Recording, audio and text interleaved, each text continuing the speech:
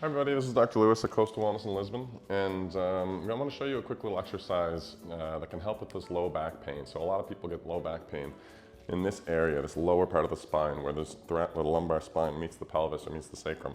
So transitional area of the spine, and very common.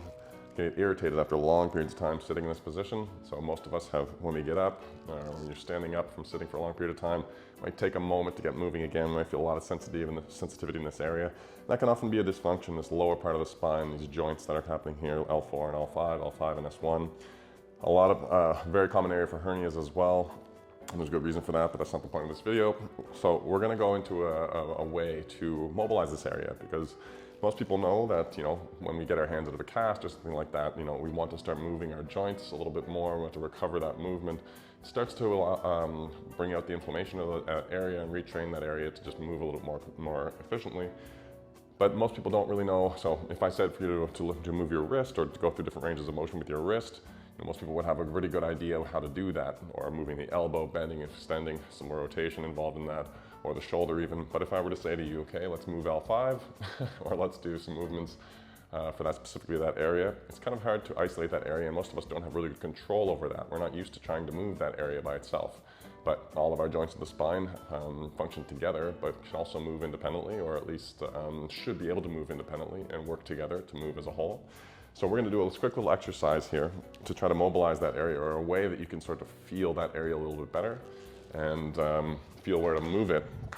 So all we're going to do at home is we're going to take a towel and we're going to roll it up, okay? And then we're going to lie down so that the towel is right across this area, okay? So right across the lower back. So I'm going to lay back, and I want these two little bones that you can feel behind yourself, posterior superior iliac spines. So we're going to lay back, and we're going to lay it so it's right across that area, okay? And you should be able to feel, if you're a little bit sensitive down there, you should be able to feel that that's causing a little bit of pressure, okay? And we're going to bend our knees, okay? So I'm just going to lift the shirt up so you can see a little bit easier there. I want that right across that lower part of the spine. And all I'm going to do in this position is I'm going to start to push downward with my spine to try to add pressure onto the towel.